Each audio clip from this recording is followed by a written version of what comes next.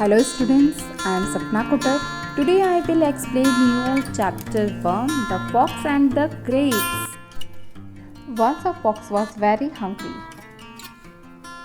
She was wandering here and there, looking for some food. एक बार एक लोमड़ी खाने की तलाश में इधर उधर भटक रही थी.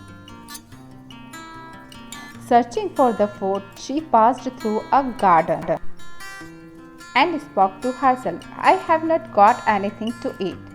All of a sudden she saw a grapevine with grapes hanging on it. खाने की तलाश में वो बगीचे से गुजर रही थी और अपने आप से बोली, मुझे खाने के लिए कुछ नहीं मिला. अचानक से उसने अंगूर की बेल पर नजर पड़ी. Her mouth began to water. She said, At last I have got something to eat. Now I can eat these grapes and satisfy my hunger. उसके मुंह में से पानी आ गया. वो बोली, आखिरकार मुझे खाने के लिए कुछ मिल ही गया. अब मैं अंगूर खाकर अपनी भूख मिटा सकती हूँ. She jumped up to reach the grapes, but fell.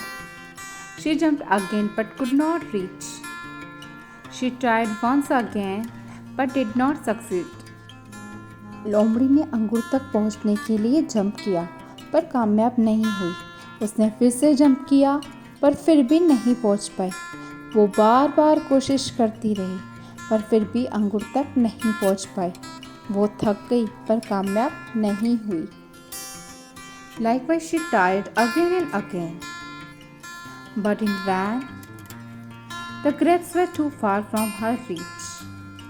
After the repeated efforts, the fox was so tired and did not have the energy to try anymore. What will I do these grapes? They are sour. जब उसे लगा कि अंगूर उसकी पहुंच से बहुत दूर है तो वो खुद से बोलती है, मैं क्या करूँगी इस अंगूर का, ये अंगूर तो खट्टे हैं. The moral of the story, when people fail to achieve something they work for, they give one or the other excuse. इस कहानी का मोरल ये है कि जब कोई इंसान कामयाब नहीं हो पाता है तो वो अलग अलग तरीके के बहाने बनाता है.